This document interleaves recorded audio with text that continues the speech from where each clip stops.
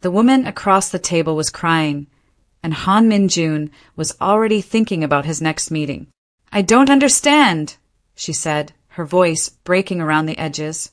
3 months. You said I was different." "I said you were beautiful," he corrected gently, sliding his sunglasses off the table. "I never said forever. If you have ever loved someone who could not love you back, if you have ever watched a charming man walk away without a scratch on him, then stay with me, because the man you are about to hate is going to spend this entire story learning what that feels like from the other side. Do me one favor first. Tap subscribe and drop a heart in the comments so more people find this story. Now let's begin." He left money on the table for both their coffees, because he was cruel but he was not cheap, and he walked out into the Seoul afternoon without looking back. Behind the glass, she had her face in her hands. By the time he reached his car, he had already forgotten her name. This was Min-jun, 31 years old, CEO of one of the most successful luxury fashion houses in Korea, and by every measure the city could invent a beautiful disaster. He had the kind of face that made strangers forgive him things. Sharp jaw, easy smile, eyes that made a woman feel like the only person in a crowded room right up until the moment he decided she wasn't. Money moved through his life like water. Women moved through it faster. They had a name for him in the gossip columns and the group chats and the whispered warnings passed between friends. The heartbreaker. He had earned it the honest way, one broken promise at a time. But here is the thing the columns never printed. Min-jun was not careless because he could not feel. He was careless because he had felt, once as a boy, watching his mother wait up at the window for a father who was always with some other woman. He had watched her make excuses, watched her shrink, watched love turn a strong woman into someone who apologized for wanting to be loved back. He had decided somewhere in that house, at some age too young to decide anything so permanent, that he would never be the one waiting at the window. He would be the one who left. If love was a game where someone always lost, he would simply make sure it was never him. So he played, and he was very, very good at it. That night, he did what he did most nights. He went to the most exclusive lounge in Gangnam, a place with no sign on the door and a waiting list a year long. And he did not wait. Women found him the way iron finds a magnet. He bought a round for a table of them, laughed at things that were not funny, let one rest her hand on his arm and did not move it away, and felt absolutely nothing at all. It was warm and bright and loud and empty, and it was exactly how he liked it. There he is. A hand clapped his shoulder. The most disappointing man in Seoul. Min-jun grinned without turning around. "Ji-hoon, you're late." Lee Ji-hoon dropped into the seat beside him. All easy energy and quick eyes, the kind of man who could make a funeral laugh. He was the glue of their little group, the one who remembered birthdays and smoothed over arguments and could not stay angry at anyone for longer than a sentence. He took one look at the women around the table and sighed like a tired uncle. "Which one are you ruining this week?" "I prefer the word entertaining." "They never do." Ji-hoon flagged a waiter. "You know one of them cried in my sister's salon last month? Full mascara situation. Over you. She didn't even know your last name." "Then it wasn't very serious, was it?" "That's the problem, Min-jun. It's never serious. Not for you." He said it lightly, the way you say a hard thing to a friend you love, wrapped in a joke, so it doesn't cut. One of these days somebody's going to get past that wall of yours, and you won't know what hit you. Min-jun raised his glass. "Impossible. I built it myself." The third chair scraped back, and Anita Okafor sat down with the calm, heavy presence of a man who had never once in his life needed to raise his voice to be heard. Where Min-jun was flash and Ji-hoon was noise, Daniel was steady. A Nigerian engineer who had come to Korea for university a decade ago and never left, he was the responsible one, the anchor, the friend you called at 3 a.m. when something had actually gone wrong. He had met Min-jun in a freshman lecture hall 11 years earlier, 2 foreigners to each other's worlds, and somehow they had become brothers. "You started without me," Daniel said. "You're slow," Min-jun said, "and old. I'm the same age as you." You carry it worse. Daniel almost smiled. He nodded at the women, polite and unbothered, and they drifted away the moment they understood no more attention was coming, the way they always did. The three men had a rhythm to them, 10 years deep, worn smooth as riverstone. This was the truest thing in Min-jun's life, though he would have died before saying so out loud. These two, this table, the only people on earth who knew the boy behind the face and stayed anyway. They had a rule between them, one that had started as a joke a decade ago and hardened over the years into something like scripture. It had happened right here in the city, on a rooftop, the three of them young and broke and drunk on cheap soju and the certainty that they would rule the world. Ji-hoon's older sister had just gotten her heart broken by some boy, and Ji-hoon had been quietly wrecked by it, unable to fix his own sister's pain. And Daniel, steady even then, had said the thing that became law. Sisters are off limits. All of them. Forever. A man does not touch his brother's sister, no matter what. They had bumped their fists over it. They had even bought matching braided bracelets from a street vendor that same night. A stupid drunk idea that somehow none of them ever took off. 10 years later the bracelets were faded and fraying and still on their wrists. The rule had never once been tested, because it had never once needed to be. It was easy to keep a promise about a woman you had never met. Speaking of sisters, Daniel said, and something in his voice made both of them look up. He was turning his glass slowly in his hand, a small smile tugging at his mouth. I have news. Anita's moving to Seoul. Permanently. Ji-hoon lit up. Little Anita? The one from the photos on your desk. She's not little anymore. She's 27. She just took a job here, creative director for a big cosmetics company, and she's starting her own skincare line on top of it. The pride in his voice was a physical thing, warm and unmistakable. She's the smartest person in our family. Smarter than me, definitely. Low bar, Min-jun said. Daniel ignored him. She's had a rough few years. There was an engagement in London. It ended badly. His jaw tightened, just slightly, the only crack in that steady surface. The guy was seeing someone else the whole time. She found out the week before the wedding. The table went quieter for a moment.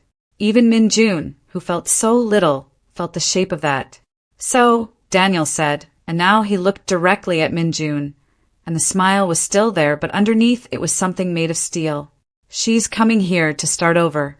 New city, new life, and she is completely, permanently, non-negotiably off limits. He lifted his wrist, the frayed bracelet catching the light. Bro code. Say it.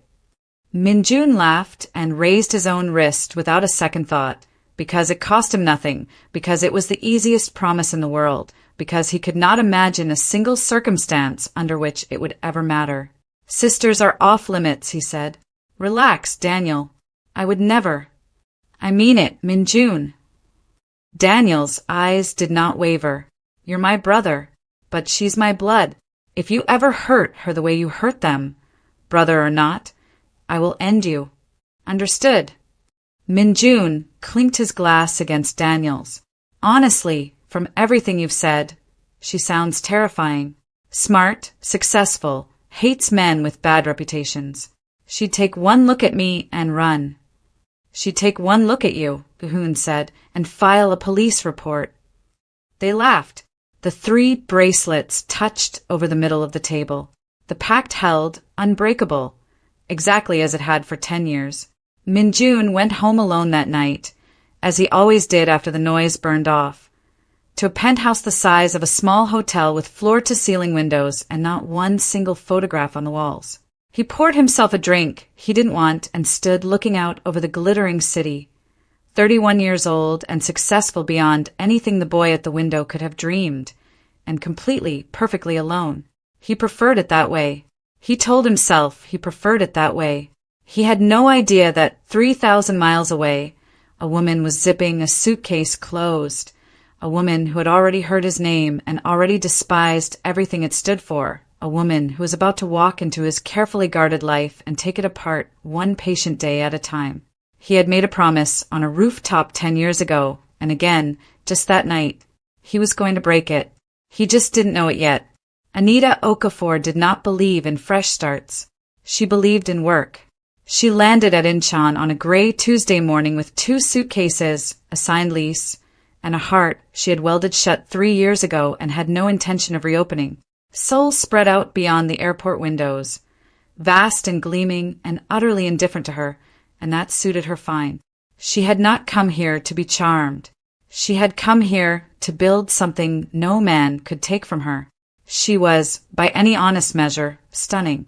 The kind of beautiful that made rooms go quiet, warm brown skin and sharp, elegant features, and a way of carrying herself that said she had stopped seeking anyone's approval a long time ago.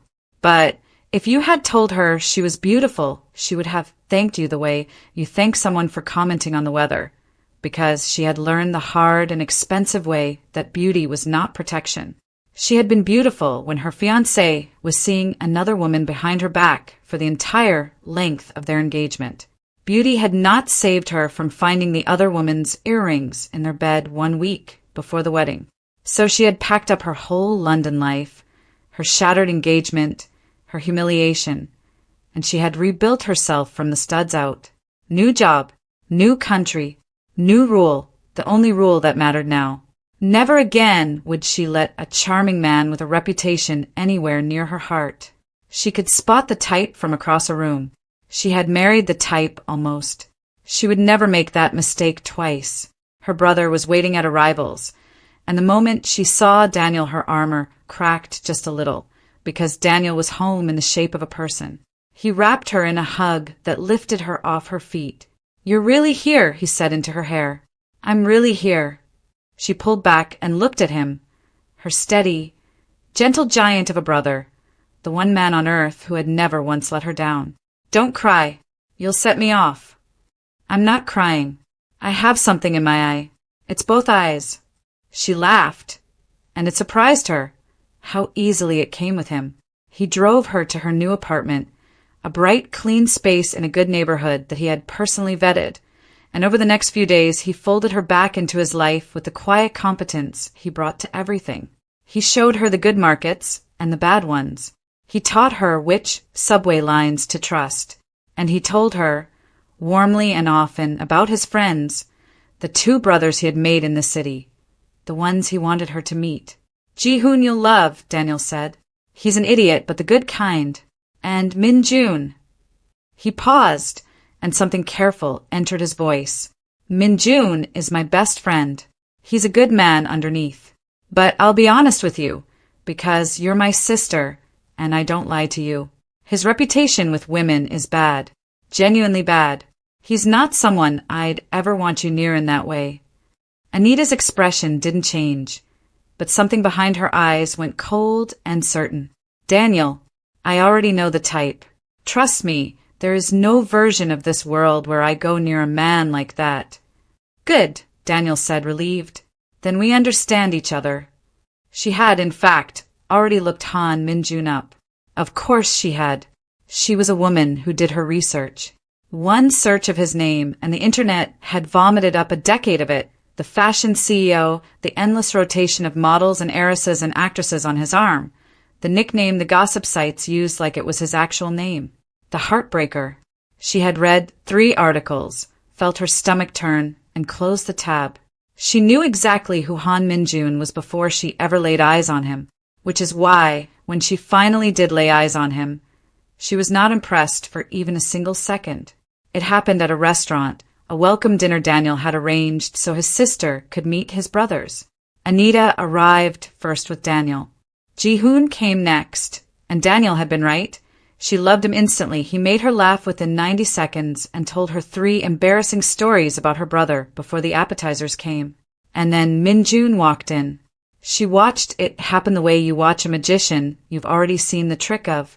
He entered the room, and the room adjusted around him. Waiters straightening, heads turning, the very air seeming to lean his way. He was, she granted him privately, ridiculously handsome, more so in person than in any photo, which was somehow worse.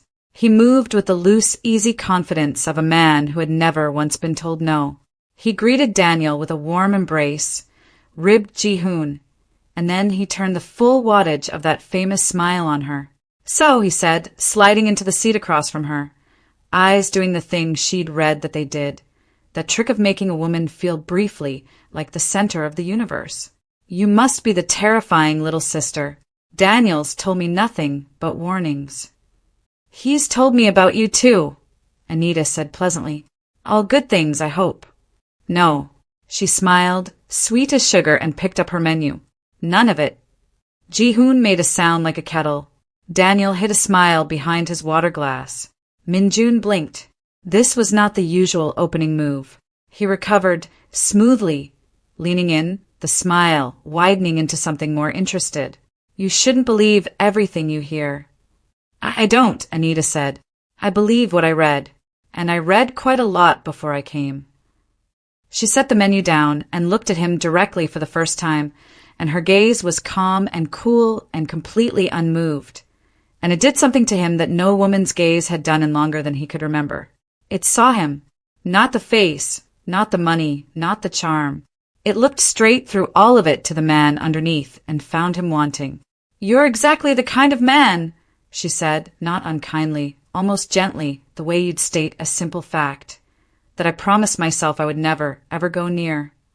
And then she turned to Ji-hoon and asked him another question about her brother, and just like that, she was done with Han Min-jun. For the first time in his adult life, a woman had rejected him before he had even begun. Not played hard to get, not teased. Rejected, cleanly and completely, and then lost interest, as if he were a coat she'd tried on and decided against. Min-jun sat there with his famous smile fixed on his face and felt something he had not felt in 15 years. He felt seen, and he could not tell if he hated it or if it was the most interesting thing that had ever happened to him. Across the table, Daniel watched his sister charm Ji-hoon and his best friend sit oddly quiet and thought, with great satisfaction, that he had absolutely nothing to worry about. It started as these things do with coffee. Anita's new job was a beautiful, brutal machine. Creative director for a global cosmetics brand by day, and every hour that wasn't spoken for she poured into her own skincare line, the thing that was truly hers. She worked until the cleaning staff turned the lights off around her. She ate standing up. She was building a fortress out of productivity, and she had no time and less interest in the men of Seoul. But the men of Seoul, or one man in particular, apparently had time for her. He didn't flirt. That was the strange part, the part that kept catching her off guard. If Han Min-jun had flirted, she'd have known exactly what to do with him. She'd built her whole defense around the flirting type. But he didn't. He just started being there. The first coffee appeared on her desk on a Wednesday, no note, just a cup, and it was made exactly the way she liked it, oat milk, 1 sugar, a detail she was certain she'd never told him. She assumed it was an assistant's mistake and drank it anyway. Then it happened again on Friday, and the following Tuesday. By the 3rd week, she was standing in the lobby of her building when a car pulled up and Min-jun leaned across to push the door open. "You have the Hyundai meeting across the river," he said. "Traffic's bad on the bridge. Get in, I know a back way." "How do you know my schedule?" Daniel worries. "I listen." He nodded at the passenger seat. "I'm not going to bite. Ask your brother. I'm harmless before noon." She got in because she was late, not because of him. She told herself that firmly the whole way there. But he did know a back way, and he got her to the meeting early, and he explained on the drive exactly how the Korean executives would expect the negotiation to unfold. The bows, the pacing, the things left unsaid. Business customs she'd have stumbled through blind. She walked into that meeting armed, and she closed the deal, and she hated a little that some of that was because of him. "Thank you," she said stiffly when he dropped her back. That was genuinely helpful. "I know." He smiled, but it wasn't the wattage smile, the one she'd braced against. It was smaller, real. "Same time tomorrow. You have the packaging supplier at 10. He didn't wait for her to agree. He just drove off. This was how it went for weeks. He drove her to meetings and never once made it feel like a favor he was collecting on. He waited outside her office in the evenings, not saying much, just walking her home through the soft Seoul dark, so she wouldn't do it alone. He learned that she took her tea a completely different way than her coffee and started getting both right. He never pushed. He never leaned in. He never said one single line she could file under the Heartbreaker's playbook, and it drove her quietly insane, because she could not figure out what his angle was. And in her experience, every man had an angle. "What do you want?" she finally demanded one evening, stopping dead on the sidewalk. "From me. What is this? Nobody does this for nothing." Min-jun stopped too. He considered the question seriously, which was itself unusual. "I don't know," he admitted. "That's the honest answer. I've never done this before. I'm not entirely sure how it works." He shrugged, and there was something almost bewildered in it. "I just like being around you. You're the first person in a long time who looks at me and doesn't want anything. It's restful. Is that allowed?" She didn't have an answer for that. She walked the rest of the way home in silence, and she did not invite him up, but she also did not tell him to stop coming. The night everything shifted, she almost didn't let him in at all. She'd had a brutal day. A supplier had fallen through. Her chest ached with the particular homesickness that comes on hard when you're tired and far away, and she wanted her mother's kitchen and the smell of home and nothing that Seoul could give her. There was a knock. She opened the door, already composing the words to send him away. Min-jun was standing there covered in flour. Not a little flour. Flour in his hair. Flour up both forearms. A smear of it across one cheekbone. The great immaculate Han Min-jun, looking like he'd lost a fight with a bakery. "Okay," he said before she could speak. "Don't laugh. I've been trying for 4 hours, and I think I've almost got it. But I need you to taste it and tell me the truth, because I have no frame of reference, and I might have invented a war crime." "Got what?" she said. He stepped aside. On the counter behind him, in her own kitchen, which he'd apparently talked his way into with her building manager, was a pot of jollof rice and a plate of fried plantains. Nigerian food. Home food. He'd found recipes, sourced the ingredients across half of Seoul, and destroyed her kitchen trying to make her the meal she missed most in the world. And he'd gotten flour absolutely everywhere for reasons that had nothing to do with either dish. "Why is there flour?" she said faintly. "I don't want to talk about the flour." And Anita Okafor, who had not truly laughed in 3 years, who had welded her heart shut and thrown away the key, looked at this ridiculous, flour-covered, impossible man standing in her wrecked kitchen, holding out a plate of home, and she laughed.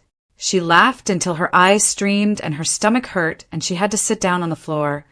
And Min-jun sat down across from her, grinning like a boy, and something that had been frozen solid in her for 3 years cracked clean down the middle. The jollof was terrible, by the way. She told him so. He looked so wounded, she almost lied. But he'd tried. That was the thing she couldn't get past, lying awake that night. He hadn't bought her flowers or thrown money at the problem. He'd spent 4 hours failing at something just to give her a single taste of home. That wasn't the Heartbreaker's playbook. That wasn't any playbook she knew. She was in trouble. She knew it, and it terrified her. Because every time he did something sweet, a colder voice spoke up underneath it. "This is how it starts. This is exactly how it started last time. The gifts, the attention, the feeling of being the only girl in the world. Right up until the earrings in the bed." Whenever he looked at her a beat too long, she heard her ex's voice saying, "Trust me." She had trusted a charming man once. It had cost her everything. She could not do it again. So she warmed slowly, and she fought it the whole way. But she stopped pretending she didn't want him around. They started spending real time together, the kind that isn't going anywhere and isn't in a hurry. They walked the Han River at night, miles of it, the water black and glittering beside them, talking about everything and nothing. He taught her to ride a bicycle along the river path, which she'd somehow never learned, running behind her holding the seat and swearing he wouldn't let go, and then letting go and howling with laughter as she wobbled and shrieked and stayed up. She taught him Nigerian slang, delighting in his terrible accent, making him say things in front of Daniel that made Daniel choke on his drink. They argued constantly and passionately about whose food was superior, an argument with no possible winner that they both refused to concede. She fell asleep on his shoulder on a late train home one night, and he sat perfectly still for 40 minutes, so as not to wake her, and when the air conditioning made her shiver, he draped his jacket over her without a word, and she woke at her stop pretending she hadn't felt him do it. He found out, somehow, that she hadn't celebrated her birthday since the engagement fell apart, that she'd let 3 of them pass in silent grief. So on her 28th, he filled a rooftop with warm lights and every Nigerian dish he could find a real cook to make, no flour disasters this time, and invited Daniel and Ji-hoon and the small handful of friends she'd made in the city. And when she stepped out and saw that someone had paid attention, had cared enough to give her back a day she'd stopped letting herself have, she cried for the second time since London. Good tears this time. Daniel watched her that night and felt something he couldn't name. A flicker of unease he pushed down. He saw the way Min-jun watched his sister. He didn't want to see it, so he didn't. And through all of it, month after month, the thing nobody could quite believe, the heartbreaker didn't stray. He didn't go to the lounges. He didn't collect numbers. He didn't flirt with a single other woman. He changed, quietly, without announcement, without asking for credit. Ji-hoon noticed first and said nothing, watching his friend with a kind of wonder. Then came Paris. It was work, officially. Anita's cosmetics brand had a launch there, and she needed to go, and Min-jun had a fashion show during the same week, which he swore was a coincidence, and which was absolutely not a coincidence.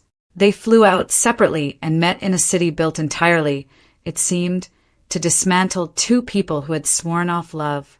The first 2 days they were both working, catching each other in hotel lobbies, texting between meetings. But on the 3rd evening, both of them suddenly free. Min-jun knocked on her hotel door and said, "Put on good shoes. I'm not letting you see Paris through a conference window." And he showed her the city. Not the postcard Paris, though there was some of that too. He walked her along the Seine as the lights came on, bought her a terrible crepe from a cart and a good one from a shop to prove a point, took her up through Montmartre as the sun went down over the whole golden city. They stood at the top, and Paris glittered beneath them like something spilled from heaven, and neither of them said anything for a long time. "I have to tell you something," Anita said finally, quietly, still looking out the city, "and I need you to just let me say it." "Okay. I am so scared of you." Her voice was steady, but her hands were not. "You have done everything right. For months. You have been patient and kind, and you have never once given me a reason not to trust you. And that terrifies me more than if you'd been awful, because he was patient and kind too in the beginning. Every man who ever destroyed a woman was patient and kind in the beginning." She turned to look at him then, and her eyes were wet and fierce. "So I need to know, is this real, or am I the longest game you've ever played?" Min-jun looked at her under the lights of a city that had watched a million confessions, and for once in his charming, careful life he did not reach for a single clever thing to say. "I have spent my whole life," he said slowly, "making sure no one could ever hurt me the way my father hurt my mother.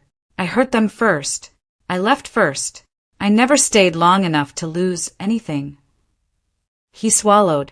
"And then you rejected me at a dinner table before I'd said 10 words, and I couldn't stop thinking about it, and somewhere in the last few months I did the one thing I swore I'd never do." He took a breath. "I let someone matter. You matter. You're not a game, Anita. You're the first thing in my life that was never a game, and it scares me exactly as much as it scares you." The Paris wind moved between them. Somewhere below, a street musician was playing something soft. She didn't kiss him. Not yet, not there. She was Anita, and she didn't hand her heart to anyone easily, not even on a hill in Paris with the whole city glowing. But she reached out and took his hand, and she didn't let go for the rest of the night. They walked back down through Montmartre with their fingers laced together, 2 people who had each promised themselves never again, quietly breaking that promise step by step. And Min-jun, who had never in his life wanted the morning to come slower, found himself praying this particular night would never end. He was happier than he had ever been. He had also, in that exact moment, fully and completely broken the bro code. And he had not told Daniel a single word. They came back from Paris different, and everyone who loved them could see it. though only 2 people knew why. Something had loosened in Anita. The fortress she'd built out of work and caution still stood, but she'd started leaving the gate open just for him. She still fought the fear, still heard the cold voice some nights, but she'd stopped running from the warmth. And Min-jun, for the first time in his life, was living inside something instead of walking away from it. They stopped hiding how much time they spent together, or at least they told themselves they weren't hiding, which is a different thing. He started cooking for her properly, having actually learned now, no more flower catastrophes. Sunday evenings became theirs. She'd come to his enormous empty penthouse, the one with no photographs on the walls, and slowly it stopped being empty. A pair of her shoes by the door, her tea in his cupboard. A framed photo appeared one day, the 2 of them squinting into the sun on the hill in Montmartre, the first photograph he had ever hung in that apartment in the years he'd lived there. He didn't mention it. She noticed it. Neither of them said anything, but she reached over and squeezed his hand. "You know you're the first thing on these walls," she said softly. "I know," he said. "I was waiting for something worth looking at." They took a weekend to Busan when the city got too loud, drove down the coast with the windows open and her music filling the car. Terrible Nigerian Afrobeats that he pretended to hate and secretly started humming in the shower. They stayed in a little place overlooking the sea. She woke early and found him already awake, watching her, and when she asked why, he said, "I keep thinking you'll be gone in the morning. I'm not used to people staying." She kissed him then, slow, and told him she wasn't going anywhere, and watched him believe it a little more than he had the day before. They built a whole language of small things. She learned he hummed when he was happy, an unconscious tell, and she started keeping quiet just to catch him doing it. He learned that she pressed her lips together right before she cried, and he'd have her laughing before the tears could fall. She rearranged his sterile kitchen into something warm. He learned to make her morning tea before she was fully awake and press it into her hands. He took her to a Hanok village one gray Sunday. Old wooden houses and paper lanterns and stone paths worn smooth by centuries, and they wandered it for hours holding hands. And she caught him watching a young family, a father lifting a laughing toddler onto his shoulders, and she saw something cross his face she'd never seen before. Longing. The man who never wanted forever, wanting it. "You'd be good at that," she said quietly. "At what?" "That." She nodded at the father and child. "The thing you're scared of." He didn't answer, but he pulled her a little closer and they walked on. They had a rhythm now, a life, folding quietly together. He waited out the rain with an umbrella outside her office because he knew she never carried one. She started leaving him voice notes during her long work nights, just her voice narrating small nothings, and he saved everyone. They fought sometimes, real fights because she was stubborn and he was proud, but the fights ended in laughter more often than not, and neither of them stormed off because he had learned to stay and she had learned to let him. One night, curled against him on his couch with the whole glittering city spread out below the windows, she said the thing she'd been circling for weeks. "I think I trust you." She said it to the window, not to him, like a confession she could barely believe she was making. "I didn't think I'd ever say that to a man again, and I still get scared. But I think somewhere in the middle of all the coffee and the terrible jollof in Paris and you humming in the shower when you think I can't hear, I started trusting you without noticing." Min-jun was quiet for a long moment. When she looked up, his eyes were wet. "Say it again," he said. "I trust you." He held her tighter and didn't trust his voice to answer. He was, in that moment, the happiest and most terrified he had ever been. Happy because he had never had this warm, ordinary miracle of a person choosing to stay. Terrified because he was building a whole life on top of a secret, and secrets he knew better than anyone always come due. Because in all these months, in all this love, there was one conversation he kept not having. One phone call he kept not making. Daniel still didn't know. Every Sunday dinner, every group chat, every time his brother clapped him on the shoulder and called him a good man, the truth sat in Min-jun's chest like a stone. He told himself he was waiting for the right moment. He told himself he'd find the words. But the truth, the real truth, was that he was a man who had spent his whole life avoiding the hard conversation, leaving before the reckoning came. And some part of him, the old cowardly part he thought Anita had cured, was still hoping he'd never have to have it at all. He should have told Daniel himself. He was about to lose the chance. Daniel found out on an ordinary Tuesday, which is how the worst things always arrive. He was leaving a cafe near Anita's office when he saw them across the street. It was raining, and Min-jun stood outside her building holding an umbrella, waiting. And when Anita came out, he lifted it over her head, automatically, the practiced ease of 1,000 small repetitions. She said something. He laughed, that unguarded laugh Daniel had heard maybe twice in 11 years. And then Anita went up on her toes and kissed him, quick and familiar, and walked into the rain on his arm looking like a woman who had been in love for a long time. Daniel stood in the drizzle and felt the ground move under him. He didn't confront them that day. He went home and sat in the dark and let it reassemble, every dinner, every outing, every time Min-jun had happened to be free. It had been happening the whole time, right in front of him, and he had chosen not to see it. And the thing that broke something in his chest was not that they were together. It was that no one had told him. He called Min-jun that night. The rooftop. Tomorrow. Just us. Min-jun heard it in his voice and knew. The rooftop was the same one, where 3 broke young men had made a promise a decade ago. Daniel stood at the railing and didn't turn around.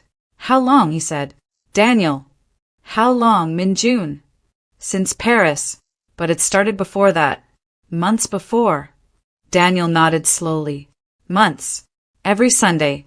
Every dinner. Every time I called you my brother, and meant it. You were with my sister, and said nothing. Yes. When Daniel finally turned, his face wasn't angry. It was hurt, raw, the hurt of a man whose trust had been misplaced. Do you know why I made that rule? His voice shook. It was never about you. It was about her. I watched a man take her apart in London. I watched her come home a ghost. I watched her stop celebrating her own birthday because she couldn't stand the thought of being loved again. His jaw worked. And of every man in this city, the one who ends up in her life is the one with the worst reputation of anyone I know. My own best friend. The one man I know for a fact leaves. His voice cracked. How am I supposed to sleep knowing that when you get bored, it'll be my sister at the window this time? Not ego. Not pride. A brother terrified of watching his sister destroyed a second time. Min-jun took all of it. You're right. About who I was. I was that man. I hurt people so they couldn't hurt me first. I never stayed. He met Daniel's eyes. But I didn't choose this. I fought it. I knew the rule, and I still couldn't stop it, because for the first time in my life someone saw exactly who I was and stayed anyway. I'd rather lose you than go back to being the man I was before her. That's not your choice to make. You made a promise. On this roof. I know. Get out, Daniel said. I can't look at you. Min-jun left. The friendship, 10 years deep, cracked straight down the middle. And when Anita learned how Daniel had found out, something in her folded quietly closed. She came to Min-jun's penthouse, the one with her shoes by the door and their Paris photo on the wall, and he knew from her face what she'd come to say. He's my brother, she said, crying. He crossed the world for me. He put himself back together just to put me back together after London. I will not be the thing that destroys the most important friendship of his life. We have to stop. Until he can forgive us. If he can. Okay, Min-jun whispered. Because he loved her, and for once loving her meant not chasing what he wanted. She kissed him one last time, took her shoes from by the door and left. They tried to stop. God, they tried. They lasted 9 days. It was Anita who broke first, though she'd never admit it. Appearing at his door on the 10th night in the rain, and neither of them said a word, and he pulled her inside, and that was the end of stopping. So began the low-key months. They couldn't be apart, and they couldn't be seen. So they became careful, quiet, hidden. She'd tell Daniel she was working late and come to the penthouse instead, curtains drawn against the city. They stopped going anywhere they might be recognized, No restaurants, no river walks, no rooftops. They met in small, out-of-the-way places, a tiny film cafe in a neighborhood neither of them knew, a quiet gallery on a weekday morning. Every time, one of them would say, "This is the last time. This isn't fair to Daniel. We have to actually stop." And every time, they'd fold right back into each other, because the love simply would not die no matter how they starved it. The guilt sat on both of them like a stone. They were doing the exact thing that had broken Daniel's heart, all over again, in secret again. Anita hated who it made her, a woman lying to the brother she worshipped. Min-jun hated that he dragged her into his oldest specialty, the hidden thing, the unspoken truth. But hating it changed nothing. They'd try to leave each other in the doorway and end up standing there for an hour unable to let go. There was a night it nearly ended everything. Daniel dropped by Anita's apartment unannounced with takeout, brotherly and warm, and Min-jun was there, and they had 4 frozen seconds of pure terror before Min-jun slipped out the service stairwell while Anita answered the door with her heart slamming. Sure, her face was giving everything away. Daniel didn't notice, but Min-jun's jacket was on her couch, and she sat through an hour of dinner with her brother staring at that jacket, sick with guilt, and when Daniel finally left, she pressed her back against the door and slid to the floor and cried because she couldn't keep doing this to him and she couldn't stop. What none of them counted on was that Daniel, for all his hurt, was not a stupid man and not a cruel one. As the weeks passed and the anger cooled into something he could see around, he started, almost against his will, to watch. And slowly he realized the truth. They hadn't stopped. He caught the signs a careful man catches. Anita's late nights that didn't match her workload. The way she'd gone quiet and glowing and guilty all at once. A glimpse of the two of them once, through the window of a little film cafe in a part of town neither of them had any reason to be, sitting close, foreheads nearly touching, not touching, aching. And here is the thing that turned him. He expected the discovery to enrage him further. This second betrayal. This proof they'd lied again. But it didn't, because a man who'd simply gotten what he wanted and moved on would have let go the moment it got hard. Instead, his best friend, the famous heartbreaker, the man who left everyone, was risking the last shred of Daniel's forgiveness, sneaking around film cafes like a lovesick kid. All for a woman he wasn't even allowed to be seen with. Men like the old Min-jun didn't do that. Only a man truly in love did that. Their failure to stay apart was the very thing that convinced him it was real. He watched more. He saw Min-jun still standing in the rain outside Anita's office on the days they weren't meeting, umbrella up, asking nothing. He saw the Gangnam lounges had gone months without him. He saw his sister laugh, and then saw her face fall when she thought no one watched, wearing the exact grief of someone loving a person she was trying to give up. And one evening, on that same rooftop, Ji-hoon finally said it, no jokes left in him. You made that rule to protect her from bad men.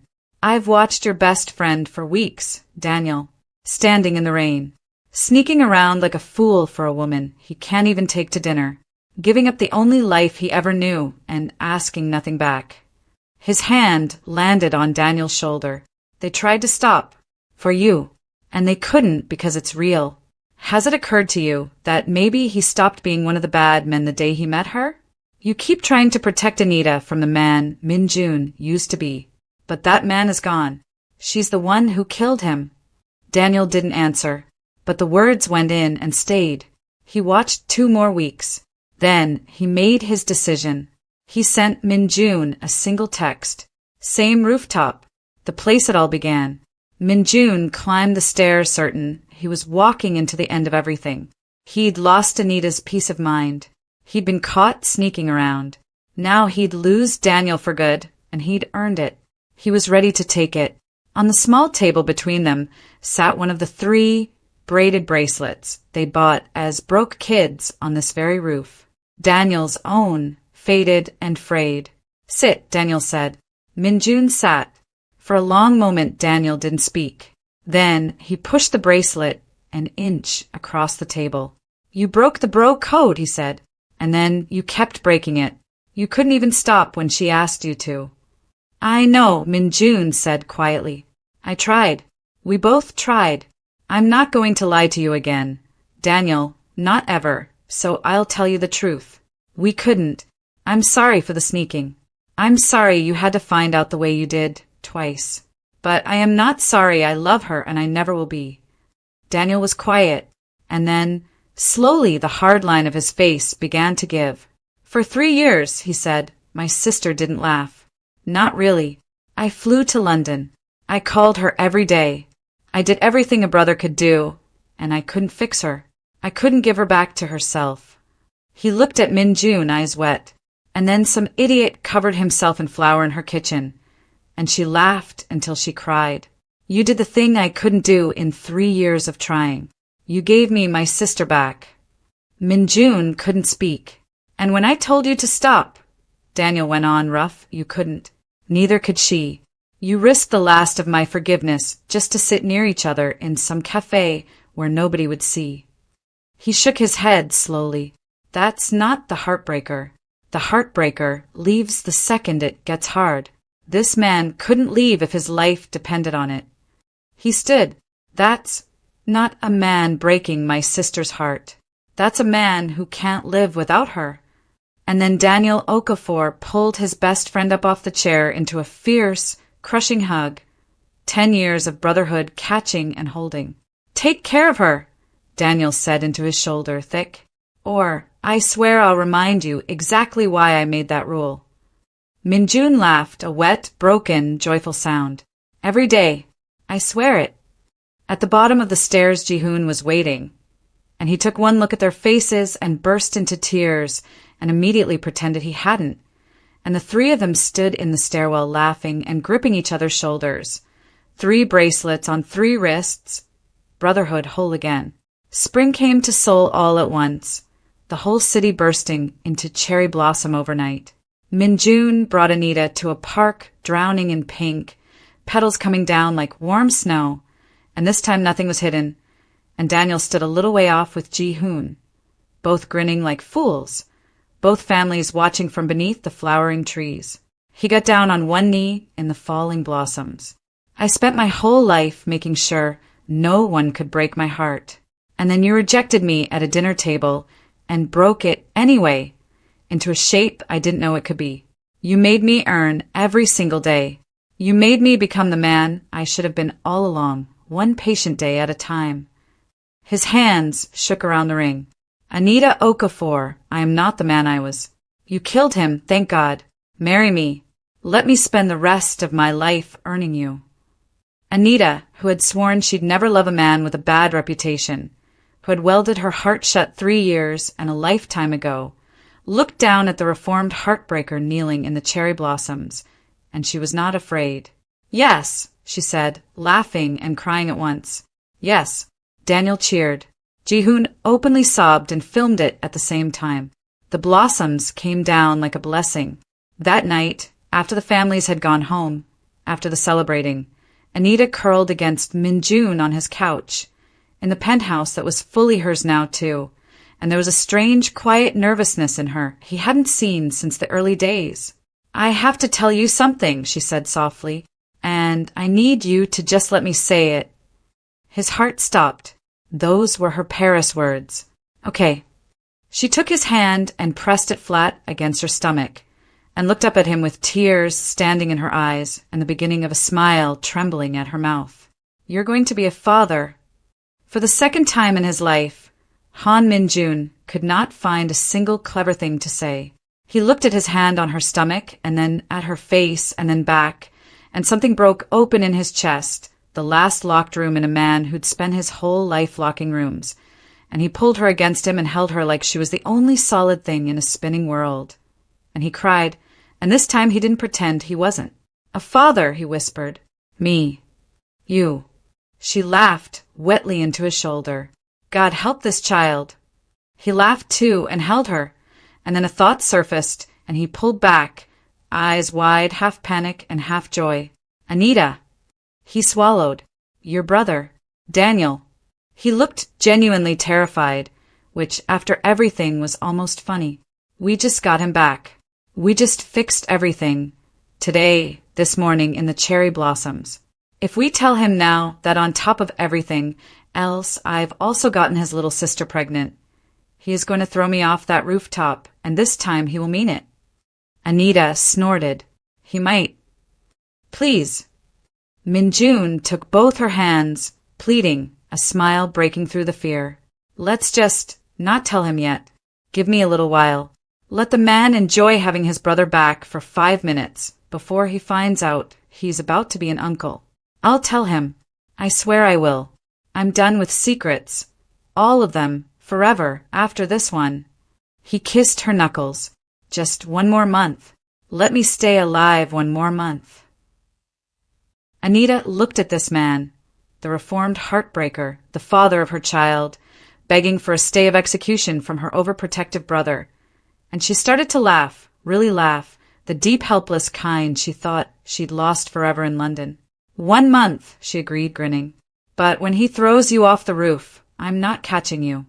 That's fair, Min-jun said, and pulled her back into his arms, the two of them laughing in the dark, one last happy secret to keep, and the whole bright, unwritten future spread out before them like a city full of light.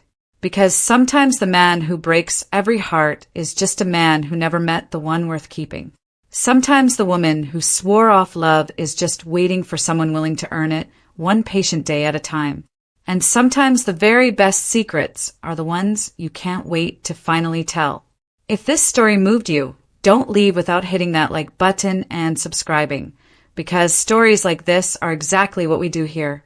Tell me in the comments, would you have given Min-jun a second chance like Anita did, or walked away for good? And should they tell Daniel about the baby, or let him sweat? I read every single one, and I'll see you in the next story.